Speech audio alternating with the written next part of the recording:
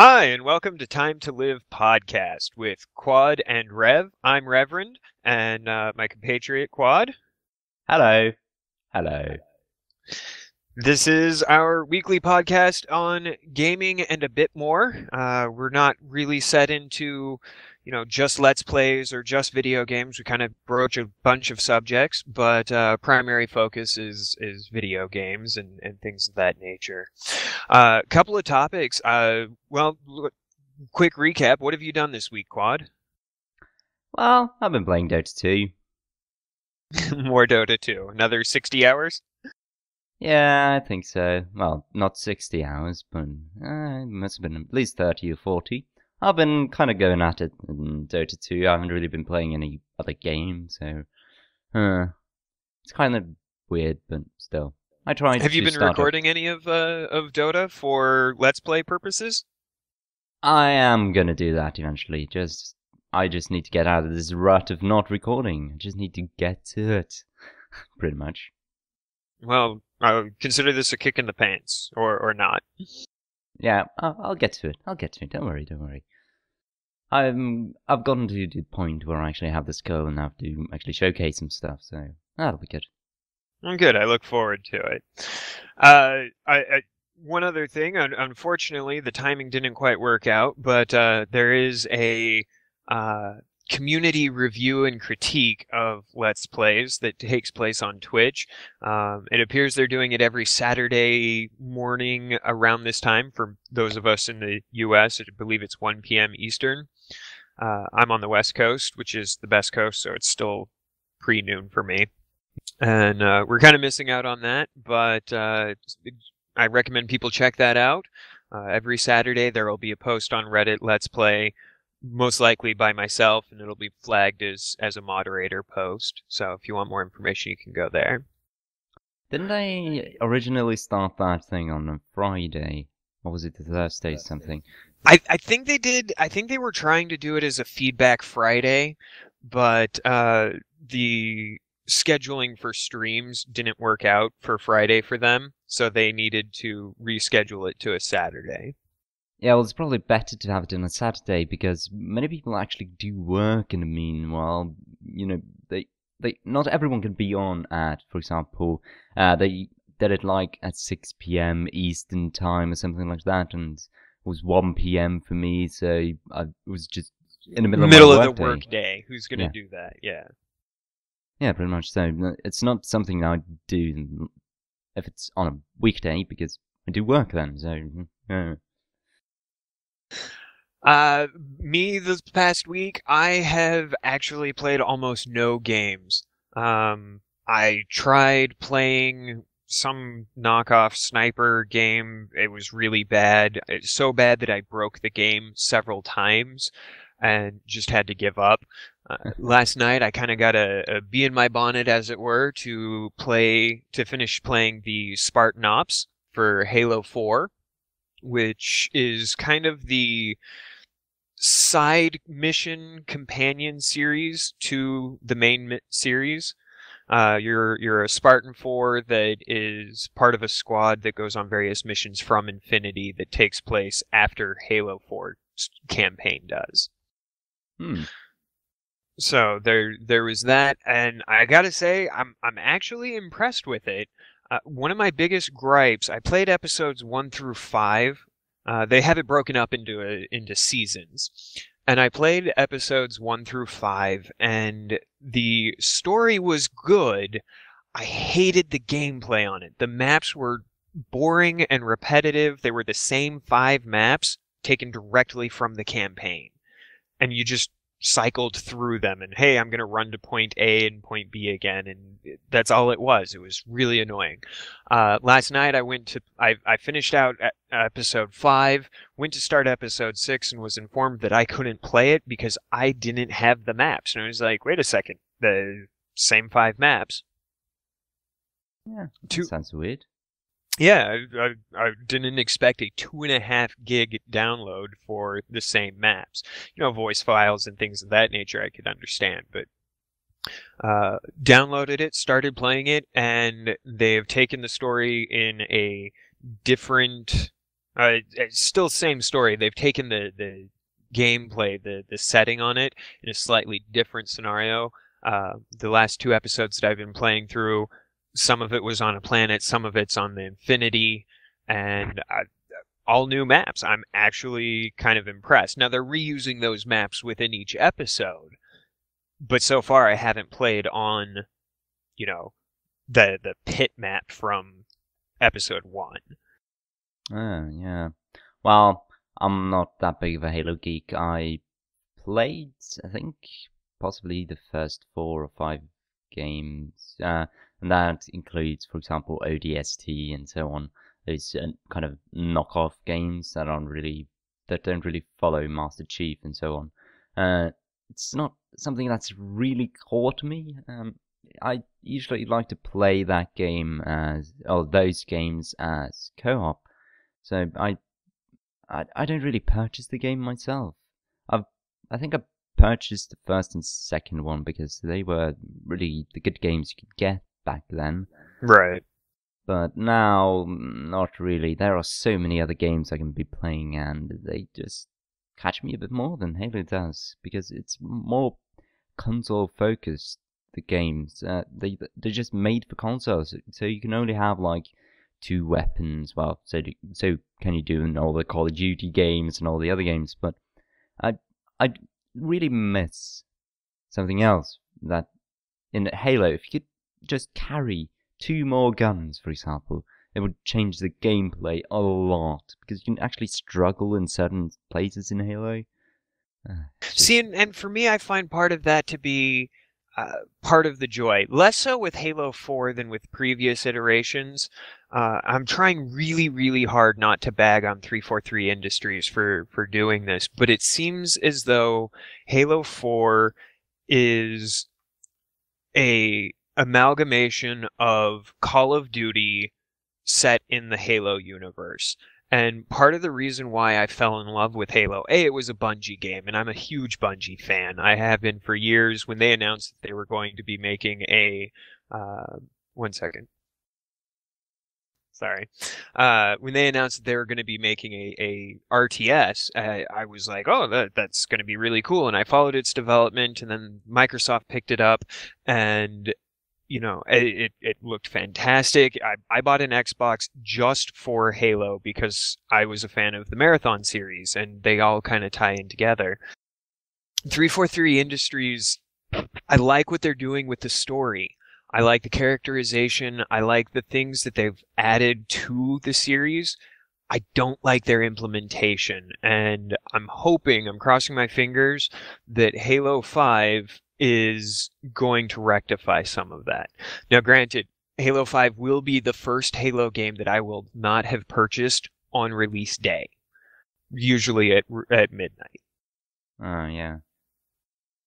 Well, but the games haven't been wasn't good Call before of that. Duty. Oh, I'm sorry, go ahead.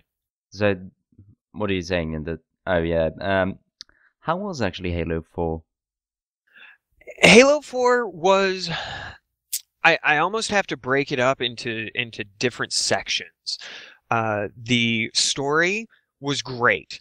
The story behind the campaign was fantastic. The characterization that they're adding to people, amazing. The deeper emotional depth that they're giving to people like the Master Chief and his relationship with Cortana and various other people, also amazing. I struggle a lot with giving the mechanics behind it my recommendation. Like I was saying, I enjoy Call of Duty for what it is. Halo was not Call of Duty. Now it is Call of Duty in the Halo universe, which I still enjoy because it's the Halo universe. I just don't like that gameplay tied together. Yeah, that doesn't sound like something I'd like. I enjoy playing, so. Well, and yeah, it really. You're still a space marine. You're still running and gunning, and it's fun and all. But there were little things, not to. Granted, the statute of limitations on spoilers is expired for this game at this point. Yeah, I already know the ending, so. It was a QuickTime event. Who takes a first-person shooter and makes the culmination of everything going on a QuickTime event? It was ridiculous. It infuriated me. And I was playing it with a buddy of mine co-op, and we failed several times because it never makes it clear which player is currently in control of it. Like both players get the indicator, but only one of them gets the input.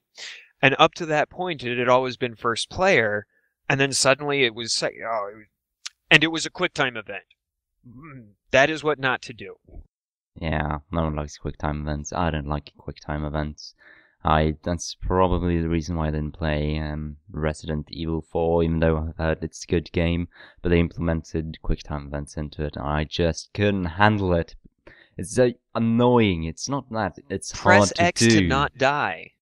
Yeah, basically, it's not hard to do. You just memorize it after a while if you keep dying on it. But it's just there's no real skill involved in it. It's just press a button to survive. They should really be doing that. I agree. And I see why developers do it. I understand the mentality behind it. I just don't like it. It breaks the immersion factor for me. It breaks the concept of enjoyment for me. When I have something really cool and flashy going on, a good example would be, and this also works as a decent segue to our next topic, but Force Unleashed. You're a Jedi running around smacking stuff with a lightsaber, or in this case, a nightstick that glows, but the whole thing was QuickTime based. All of your supers and everything, boss fights, QuickTime events. And it detracted from what was going on. It looked fantastic, but you always had to keep your eye open for that next QuickTime section, because otherwise you'd have to redo that entire thing over again. Horrible idea. Yeah. Yeah, really. It's... well, there are still so many games I haven't played, so I can really... And I just don't remember all games, so I can really add anything to that. But, yeah. Well, fair enough. Speaking of The Force Unleashed and and the people that developed it, Lucasarts. Here's that nifty segue I was talking about. There is some new news that came out during the week. Disney, whom most of you may know, has purchased all of Star Wars from George Lucas, and I can say thank you and we'll see on that. But they announced that they're closing Lucasarts, specifically the game studio. And that kind of has some ramifications and also opens up a bunch of potential. Did you follow anything on that one, Quad? I didn't follow it too much. I read an article on it, and that's pretty much it. I know that they're going to keep on as a licenser, but they are going to cease to operate as a video game developer, and that's not usually a really good thing. They'll probably be, outsourcing the licenses to other game developers, hopefully. Right. But yeah, we just don't know what they're gonna do yet with it. We know that LucasArts has been stopping their development. 150 people lost their jobs. That's the big one for me. It was 150. Some of these guys have worked on games that, people have loved for years. Now, granted, they haven't done anything super amazing anytime recently, but they were still people that were in the trenches working on a intellectual property that, I don't know about you, but Star Wars is a huge part of my life. It's not the biggest part of my life. I wasn't really, that into it when I grew up. I had my sights usually set towards like medieval fantasy things rather than sci-fi. But I got into sci-fi later, and I just didn't get the huge flair of Star Wars movies. I still think that the first through the third movie suck ass, but yeah. Overglorified fan fiction. That's what I call them. Pretty much. That's pretty much what it is. It's just like, Once I had a good simile to that, but I just can't remember it. Yeah. So I don't know. We'll see how that goes eventually. Right now, it's just don't know what's gonna happen onwards. Well, I have good hopes for it. Disney has managed to earn my goodwill their last couple of outings. Disney owns Marvel now, and they've managed not to too horrendously butcher anything there. You know, minor quibbles, but that's about it. And the games that they have authorized to come out have been relatively good. So I'm kind of hoping for a similar situation with this LucasArts scenario, because the intellectual property of Star Wars is infinitely better and more lucrative than the actual development of games. And we can look at the last two LucasArts releases as prime examples, Force Unleashed and Force Unleashed 2. Bombed. Star Wars Connect. Oh yeah, Star Wars Connect. How did I forget that? On Rail Jedi. That was the last one, actually. I think I saw a trailer for it, and it irritated me so bad I vowed never to buy the Connect. Good. Because I've only heard bad things about it, so it's not something I would purchase myself. I mean, it could be fun for a little kid, but damn it, I love the Star Wars. I want to be a Jedi. I want to grow up to be a Jedi. And you can't dangle that in front of me and then take it away at the last minute like that. Yeah. Well, so we're probably not going to be seeing Star Wars 1313. Unless somebody else picks up the license for it. I don't see... My understanding from the articles that I read was that they did not scrap it, they've just mothballed it. And in parlance, that basically means they're putting it in a box in a closet to see what happens in the future with it. Yeah, that's probably what they're doing, because they've just stopped the development of it. They just let it go. Not let it go, but they just shelved it for now. So maybe they'll throw it over. I know they have also a Xbox Live Arcade thing coming out. Star Wars First Assault. I have no idea what that game is, though. Yeah, I'm pretty sure that got mothballed as well. It did. I just don't know what it is, though. Probably a shooter. Well, I didn't really look forward to that game, so I can't really say anything there. So I guess in the end, what I want to say on LucasArts is my empathy goes out to all of the people that have worked there that are now looking for a job, and I hope that if any of you are listening, your job hunt goes well and you have many awesome projects ahead of you. But at the same time, I think this could be a really good thing for the LucasArts licenses. I really feel that propping them out and being able to farm out ideas and concepts to other companies will do a good job of spreading out what we see in terms of the Star Wars universe, which is my primary focus. There's other cool things that they could do, you know, Monkey Island and things of that nature, but I want to see more and better Star Wars. And I think BioWare did a very good example of this with The Old Republic.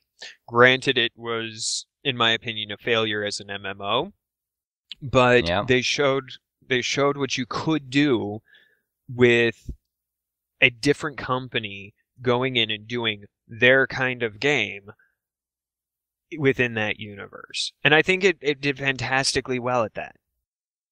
Yep, it did.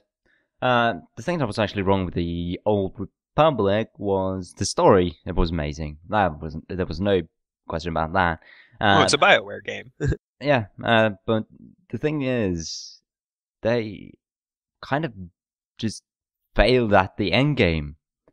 That's the thing about the game. They didn't really expect people to level up as fast as they did. They thought, oh, they'll take 3 or 4 months to get there. Yeah, no, that's not going to happen. You have to have a finished game before you release it, but they will probably push to get it out as soon as possible. Yeah, I don't know. Well, it was an interesting foray. I mean, BioWare has never, to my knowledge anyways, has never done a multiplayer game, let alone an MMO. Yeah. And to build a to build a environment where their strong point, which is telling a good story, having a decent script, and having a decent game, I don't see that as translating very well into the MMO market. The downside to it is, I mean, it's an MMO. What do you do when you reach the end of a story? You grind? Yeah. That's pretty much what you do. Yeah, and it was a good foray for them. I'm glad that BioWare was stepping out and trying something new. I hope they don't lose that drive to keep trying new things, because I believe that every game company should grow constantly and try new things. But Agreed. You know, it could have been better. I'll just leave it at that. Yep, it could have been. So, what's the next thing we're talking about? Well, I have a kind of throwback to last week's episode. As you recall, I was grilling you some on Bioshock Infinite. Yep. And I said that I probably wouldn't be able to play it because I don't do well with horror suspense. And for those of you that are like, yeah, everybody has that problem. No, I'm not kidding. It took me 9 months to watch the movie Shaun of the Dead. It's not even a horror suspense movie. It's a comedy. It took me 9 months to watch it because I could not deal with this suspense involved with that. So for me to look at this, I've actually been watching a Let's Play of Infinite, done by Christopher Odd. Go check him out if you're interested. But I've watched probably, I'm estimating about 50%, maybe 2/3 to 3/4. And I have to say, I do not have a problem with the game. I could see myself picking that up. Yep. It's not... I probably told you this before, but it's not really a horror game as the other games were.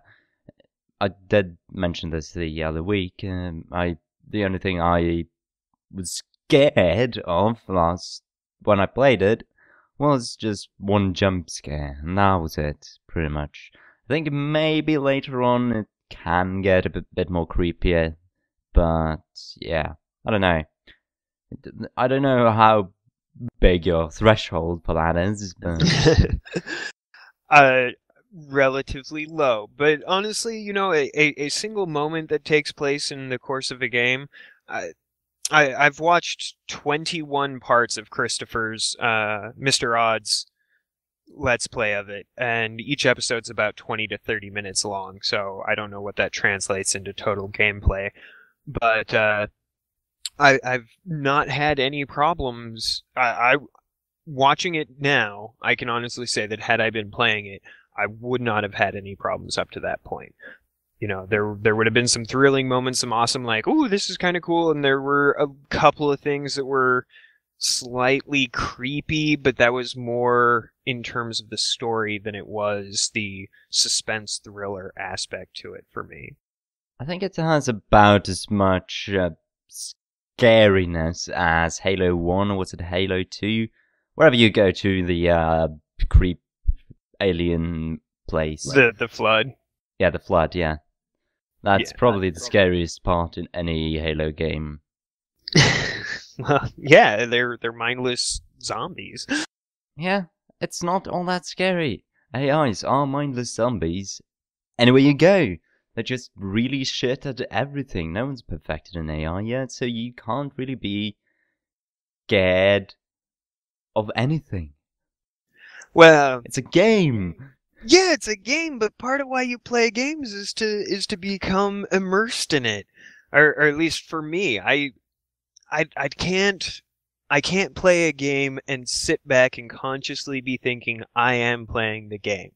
When I'm gaming, when I sit down and I pick up my controller and I throw on Red Dead Redemption or Halo 4 and I am that character.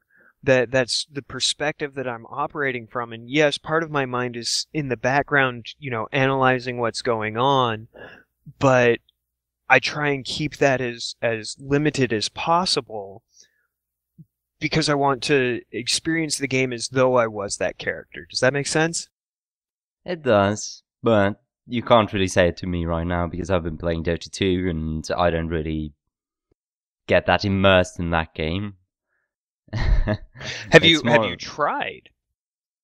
Well, I don't really do that.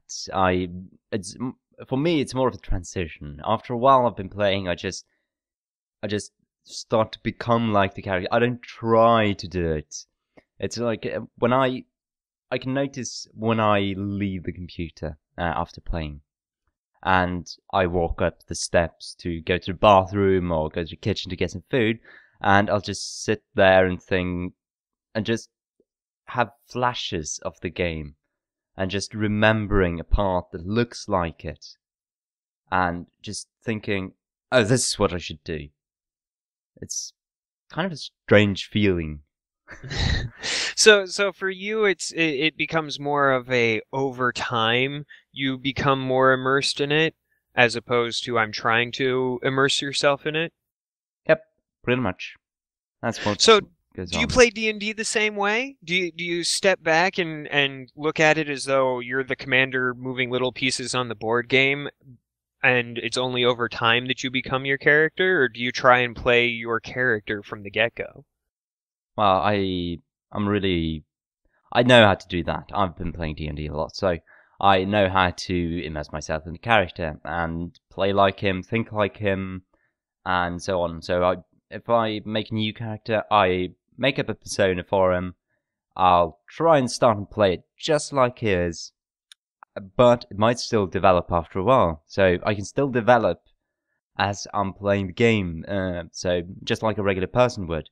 You can change your outlook on things if you've witnessed something gruesome, or if you've had a lot of joyous moments, if you've bested someone, and so on. So you might get cocky after a while. You might get scared of stuff after a while.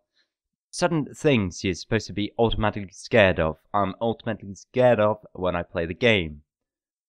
So that's the thing. So that I guess my confusion, and it's not really confusion because I kind of understand where you're coming from with it, but the part that kind of doesn't sit well with me, and I don't want that to sound judgmental, but the part that I'm having a little bit of a difficult time with is, do you really see a difference between a video game and, say, a session of D&D? Well, yeah, I kind of do that. Because in D&D, you kind of have to. You don't have the game set out for you. You don't have a linear path to go. You're more open. Well, depending Even on your DM. Well, yeah, of course, but I have a good DM, so it doesn't really matter.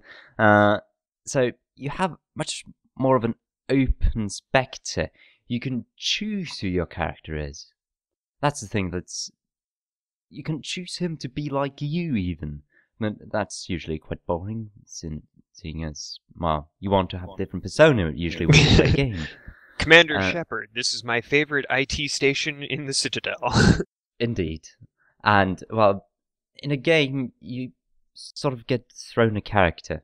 So you have to learn how the character works. And as soon as you learn how the character works, you can start thinking like him. If you try to get immersed, and at least if I try to get myself to think like him, I just can't do it. Because I don't see him as a character that I develop.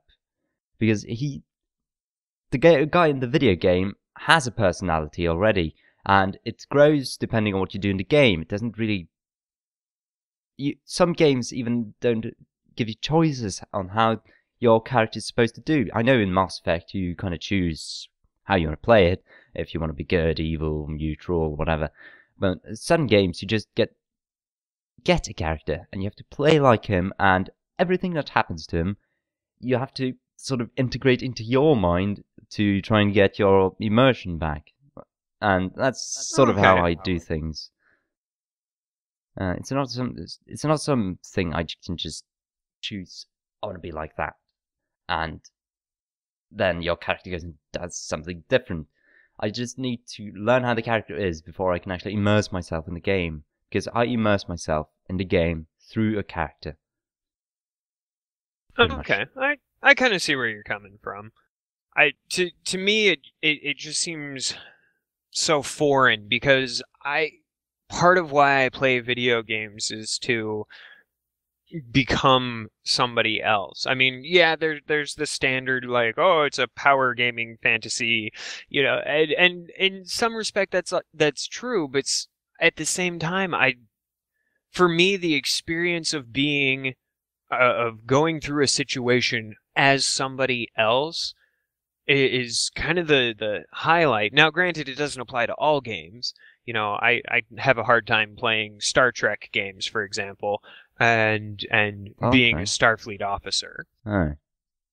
Well, but it's not something I have a huge really hard time doing, because when I go into like a Star Trek game, I'm more analytical, so it's not always that I can immerse myself. Like in strategy games, I have a hard time immersing myself because I know I'm the guy that's thinking. And you're the god. I am the guy, and it's just the same guy, pretty much, because we think the same way, because I have this strategy and he has this strategy. So it's just the same thing. There's a difference between sort of adventure games, first person. If you have an overview look, it's quite hard to actually immerse yourself, because you have to be the analytical guy, the guy that thinks. You don't have a set personality, for example. So what about games like that build into their narrative the fact that you're the analytical overview? What do you mean by that? Well, there was a game, and I wish for the life of me I could remember its name, but your role in the game was that you are a god, and you had a monster pet or animal Black pet. And white. Black and white. Yes, thank you. It built into the narrative of the game that you were the analytical guy, the guy that made the decisions and how things would go. Could you find yourself being slightly more immersed in that when it takes something that you're used to and expecting and brings it into the mechanics, specifically into the narrative? Yeah, I actually find that a lot more interesting. I can get immersed in that because I love the black and white games, both the first one and the second one. I played them to death, and I just enjoy them, and they get my immersion going because, well, you have your conscience and you choose which way you want to go, so you kind of start to think like a god. You're the one that's creating life. You're the one that makes sure that the life you created prospers. And if there is a war, you want to protect your villagers, and you get kind of a motherly instinct, if you go by that, to just protect them. You have to build them, but you have to use your people to protect them. And you also have a pet that you have to protect. So you did find that when it integrated the analytical, you did get immersed. Okay, that's actually kind of interesting to know. Yeah, as long as I have some guidance as to I'm supposed to be a different character than, well, just the mindless overlord that goes around and commands everyone. Yeah, fair enough.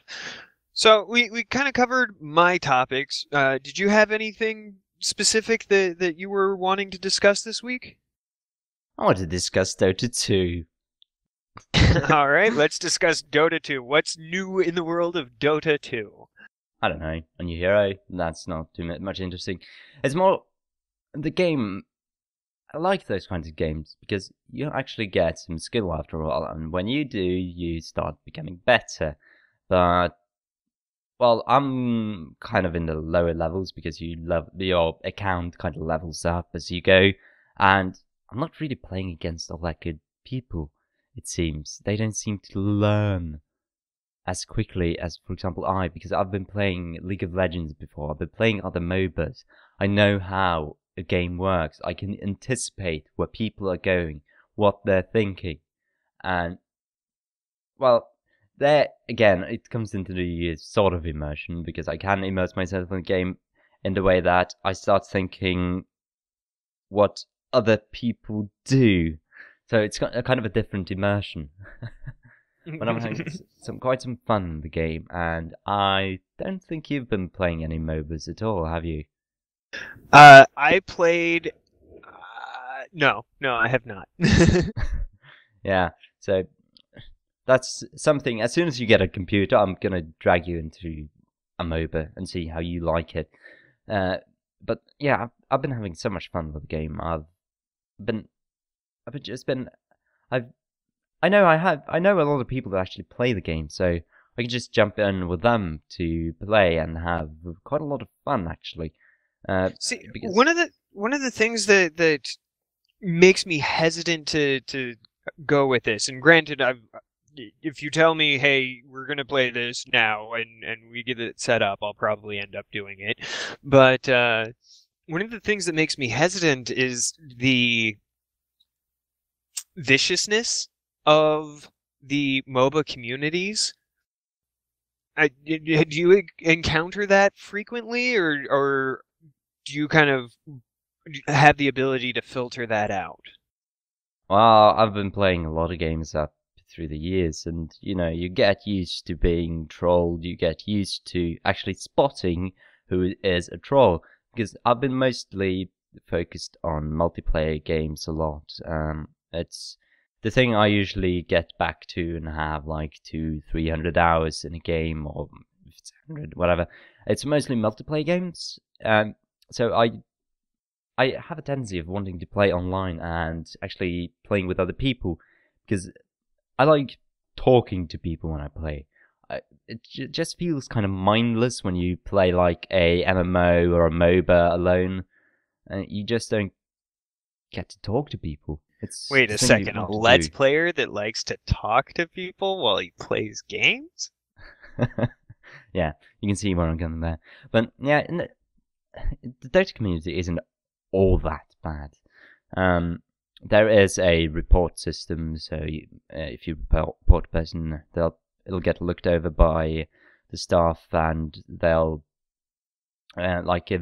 make them go into for example, a lower priority queue where they play with other people that are like that, and well, you kind of get to whittle away the people that troll and rage and all that, and just get to play with people that don't do it. So it's a lot better. So much better to play with people that actually don't troll you. And I know I can when I think someone that's a valid critique for multiplayer in general. yeah, but the thing I have there is that when people start to troll me or tell me, "Oh, you're a noob," I just report them, and I know, oh well, he'll get dealt with, so I don't have any problems with him shouting anymore. It's kind of a thing like that. So that's the way I kind of just whittle out or just ignore everything. As soon as I've reported someone, sure, I can just breeze through the game without even thinking about it. Because now I know someone will look into it and he's just piling on and piling on. So it's more likely he'll not be able to play the game anymore. And that just gives me sort of a power thought over it.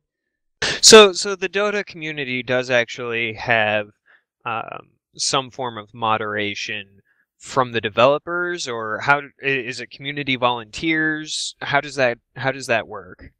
I don't know. I think it's mostly staff right now. I know because if you have community driven, it can be kind of bad, but it really depends.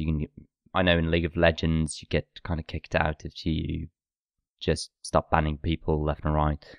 But yeah, I think it's just devs right now. I know they do stuff because I've actually gotten messages where it says that a report you've given in has been, they've taken the appropriate actions towards it and so on. But that's kind of nice. Okay.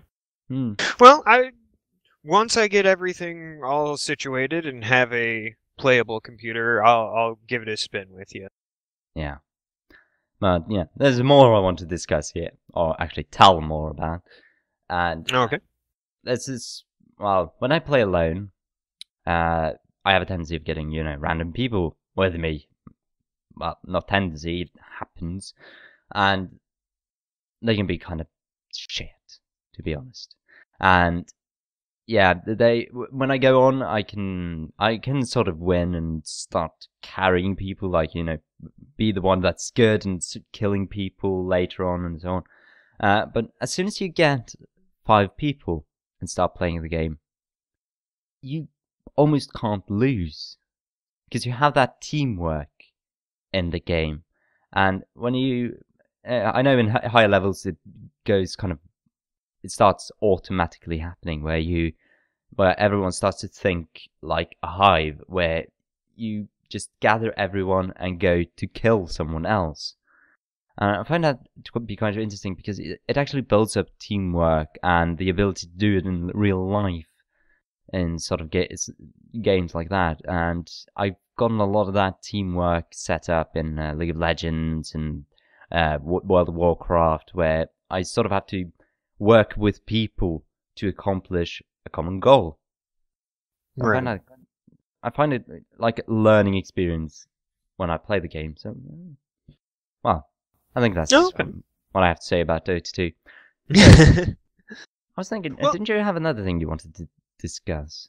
I actually just recalled 2 things. Three things that we could. One deals with Kickstarter. One is the Xbox 360 to the second, or whatever they're calling it, Django. And one is in regards to streaming and scams. So, pick a number between 1 and 3. Number 3. Number 3, streaming and scams. I actually discovered this last night. Apparently, there is a rather well-known and popular Diablo 3 streamer. Yeah?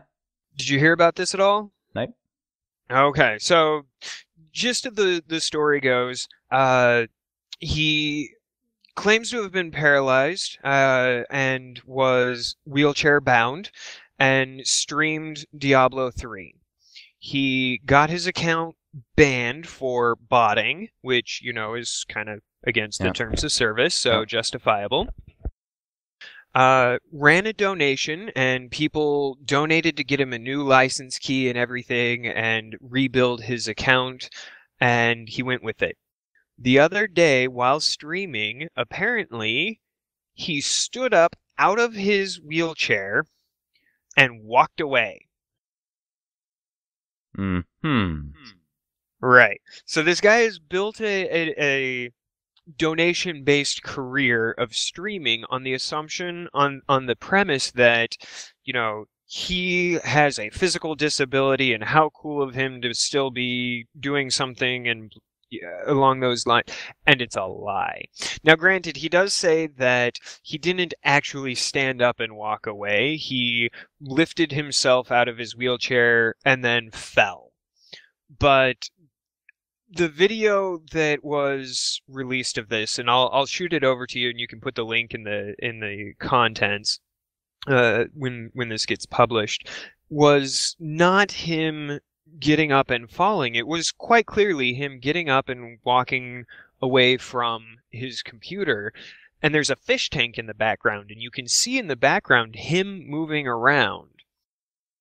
So the thing that I kind of wanted to mention was just, come on, guys. We're all humans, and yes, there's ways we can take advantage of each other, but gaming is something that should be able to transcend that. It really should taking advantage of other people's empathy and sympathy for a situation. Not only does it tarnish the name of gamers, but it causes problems for people that actually have a disability. Yeah. You know, there were reading through some of the comments on the discussions for it. There were plenty of people that were like, "Look, I'm actually physically disabled. I'm missing my leg." Or, you know, let's talk about some of the world's military members that come back from conflict with debilitating injuries. You know, these are people that have to face difficulties outside of the norm. And I'm not going to say that I pity them, because that is insulting.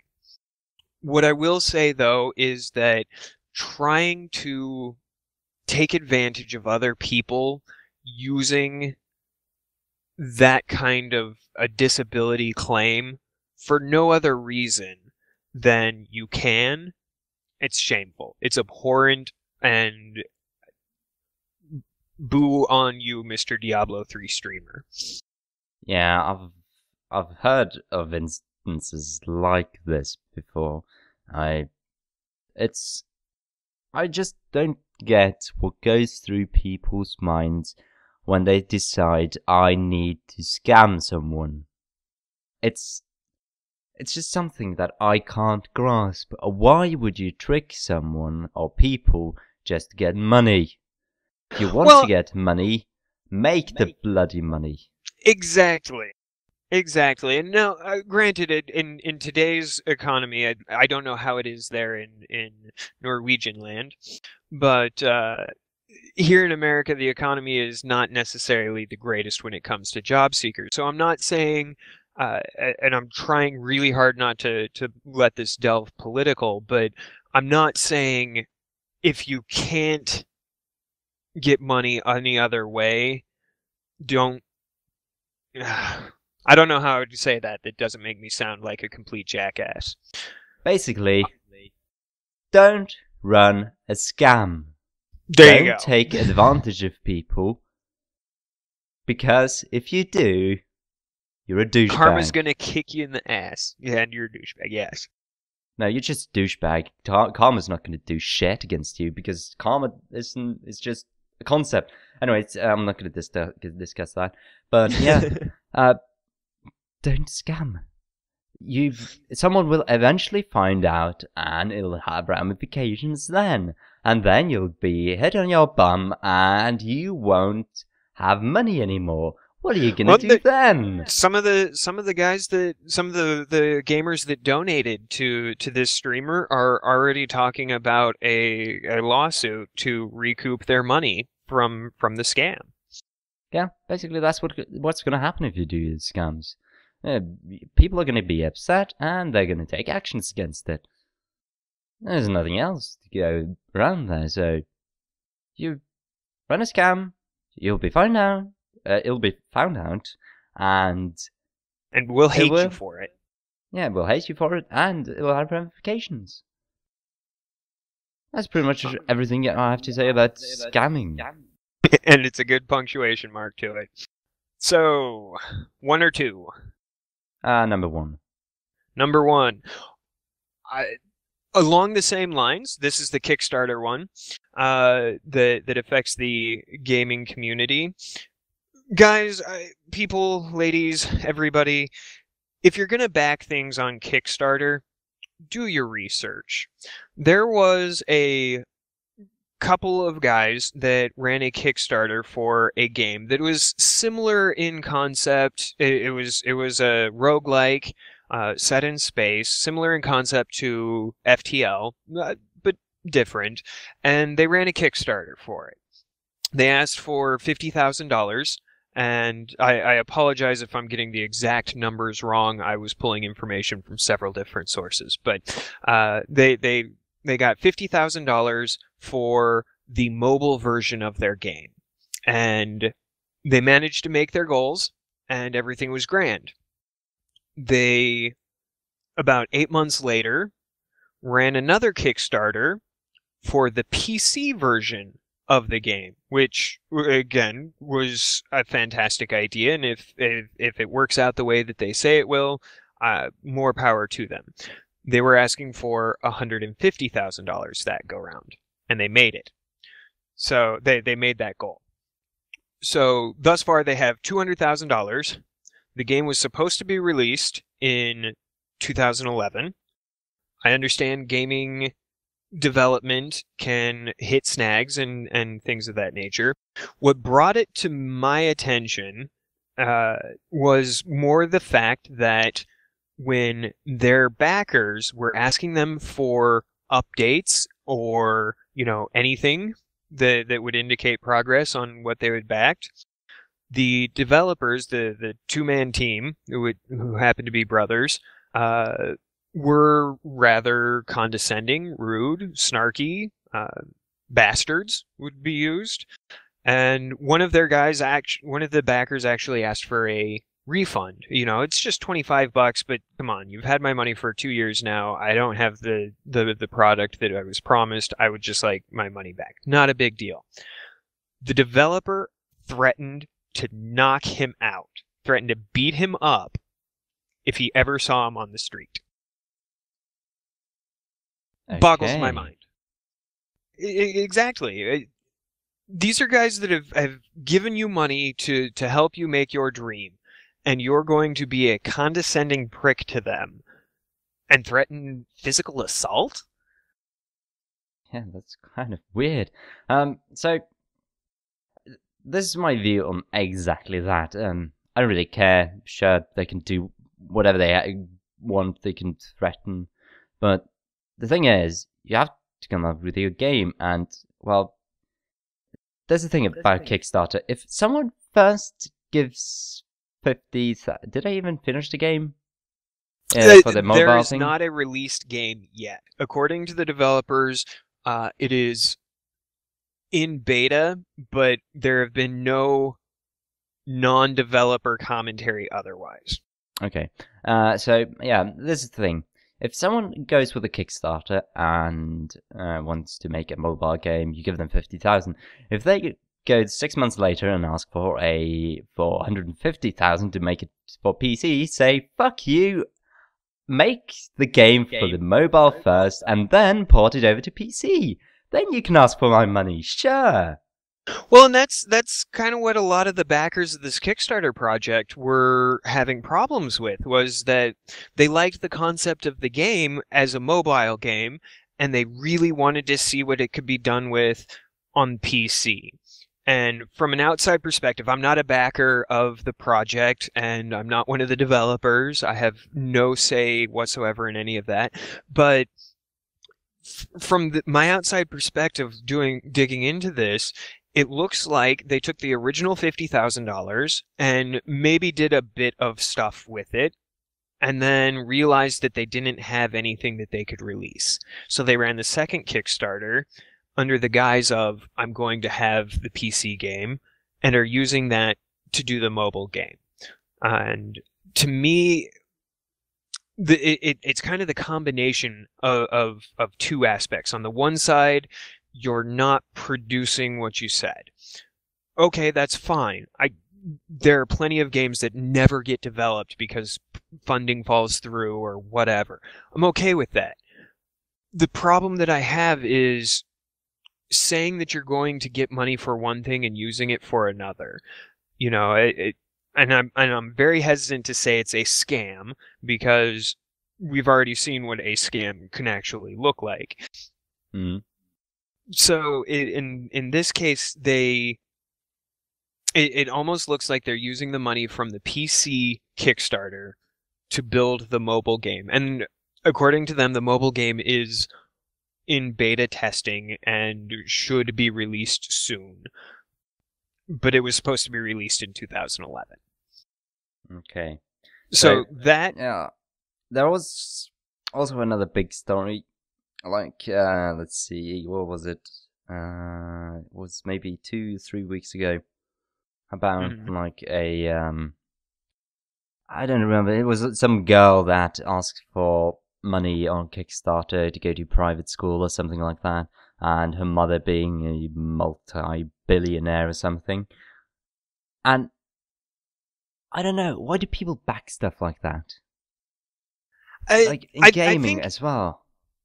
I think in large part it comes down to human psychology. We are creatures that like to feel good. And if we have the ability to help somebody else, that feeds a chemical need in our brain that says, I've done something good. Even if it's just, $20-25. I think the thing that people are forgetting, especially when it comes to the crowdfunding scenario, Kickstarter, Indiegogo, etc., is that it's not a donation, it's an investment. It's just like any other investment scenario, and it should be approached as such. I have several friends that invest thousands of dollars a year into various Kickstarter projects. They do their research. They look into who is going to be doing the project, what experience they have with it, do they have other projects that have been completed successfully, what's the estimated returns on it, things of that nature, and they treat it like a business. And to my understanding, every single thing that my one friend in particular has backed has come through successfully. And not only has he gotten the product, but he's also made money back on it. Hmm. So I think if people stop looking at Kickstarter as a donation tool and start looking at it as the investing tool that it was meant to be, I think things would be much better. Yeah, there was one Kickstarter a while ago. I actually backed it as well. There was this Kickstarter. It raised $8.5 million. And I think it was $2 million from Kickstarter and $6 million from their own sites. The thing that they did was they asked for the money, like 1 million. I think it was 500,000 or something silly like that. It was a really low number, but they eventually managed to get 8.5 million. And the reason they did it was because they wanted to show investors that there actually is interest in the game. So they can get investors in on it. And I think that that's an excellent way of doing Kickstarter. Yeah, they're using it as a investment tool. Yeah, pretty much. It's not just a click the donate button. Yeah. And I think that separation in the psyche is what's gonna really make or break Kickstarter in the long run. Yeah, and for example, I have two other games backed, War for the Overworld and Goddess. Now, the reason why I back them is because Peter Molyneux is making them. He made Dungeon Keeper 2, for example. He made, was he in on Black and White as well? I can't remember. Yeah, so I know that he comes through with his stuff, so I can back that without even a second thought. I have other stuff here as well, but I don't spend thousands on it a year. Maybe I spend $100 a year on backing Kickstarter, Indiegogo stuff. So it's not. But you have a process behind what you choose. You don't just go to Kickstarter.com or whatever. I honestly don't know what their ad URL is. But you don't. Okay, but you don't just go to Kickstarter.com and click on a random link and then go, yes, give me 50. I'm gonna send $50 to that. You invest in things that you believe in, and I'm assuming that you do some background information on. Yep, that's pretty much what I do. Okay. The first time developers, sure, I'll have to go look into it and see about the validity of the game, read about it in other sources, and see what it actually is, and then I can back it. Sure, if it's the first time they're making it, it's going to be kind of ambitious. I won't throw $1,000 at it. I might throw $10 or $20, and I can afford it. I can afford losing $10 or $20. Right. So I can just but I won't do that every day. Like use $10 to $20 and something. I've been on Kickstarter for maybe a year now, and I've only backed like 7 projects because I need to find something I know I'm going to be interested in.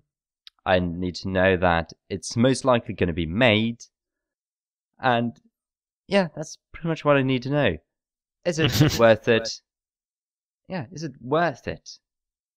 You have to ask yourself that. Definite. Yep. All right. That was the Kickstarter. That leaves us with our final topic, or at least my final topic. Durango or Django. It's Durango is the SDK for the new Microsoft Xbox console.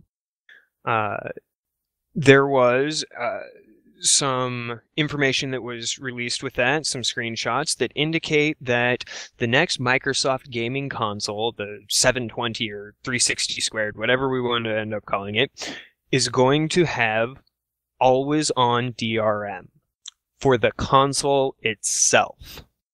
Yay! Yeah. I heard it's going to be called Infinity.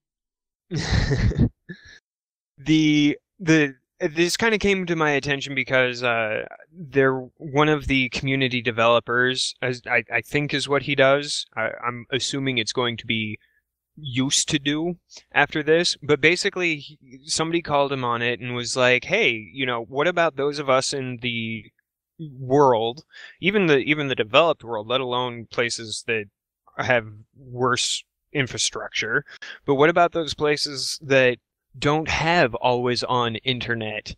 Me personally, I had dial-up until I was 14 years old. I didn't get my first cable internet connection until I was 21.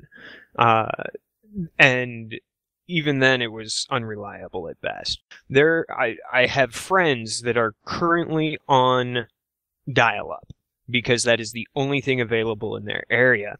And they're very avid gamers. We constantly are shipping games back and forth and talking about, what's upcoming and what we're doing and blah, blah, blah. And making an entire console that has built-in DRM to the console requiring a persistent internet connection boggles my mind. Exactly. The part that boggles my mind even more so is this guy working for Microsoft basically said that it was not a problem. We don't have the exact quote is, I want every device to be always on. Sorry, I don't get the drama around having an always on console. Every device is now always on. That's the world we live in. And then he hashtagged deal with it. Okay, so I have something to add here. Okay. Why the fuck do we need always on? Not everyone is always on. And what if there's problems at the other end? Yeah. You played SimCity 5, correct? Yes. Yeah, I think you were one of the few people that managed to play SimCity 5. Always on DRM, they had their justification for it. I think in some situations it can be applicable.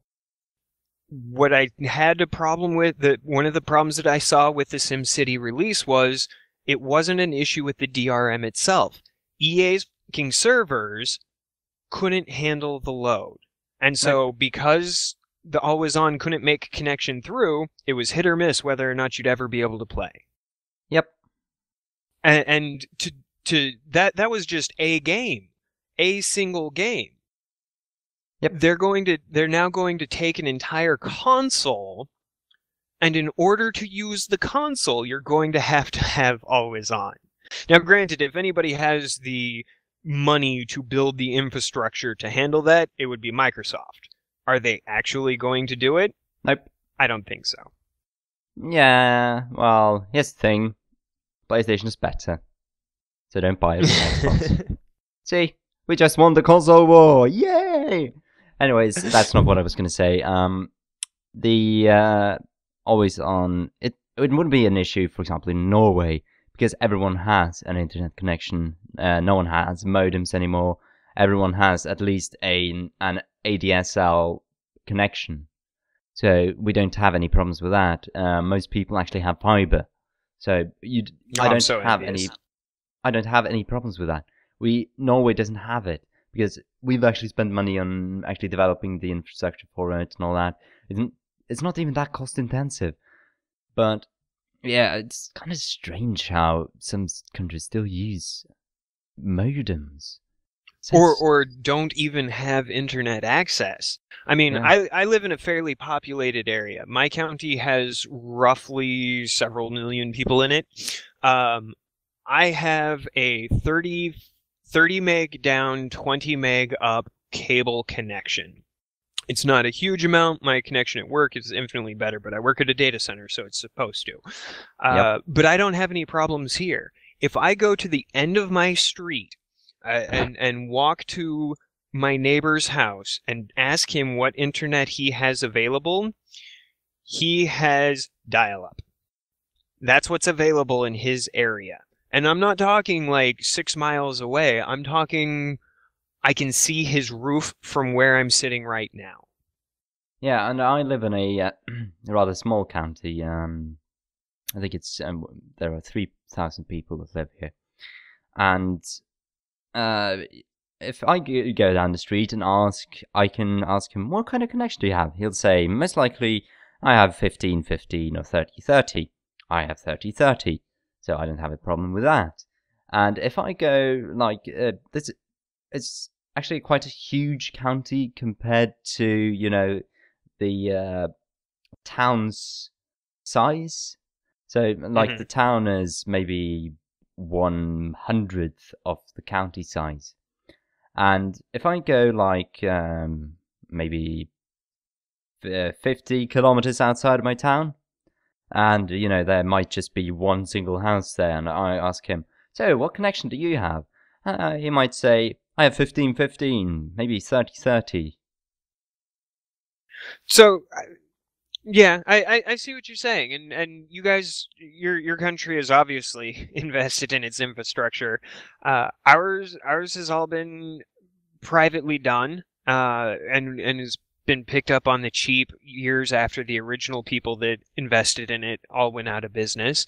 But I don't know, if you live in a place like, you know, Los Angeles or New York or, you know, areas that are highly dense in population or have existing infrastructure like Norway, I can see the concept of an always-on DRM scenario being functional.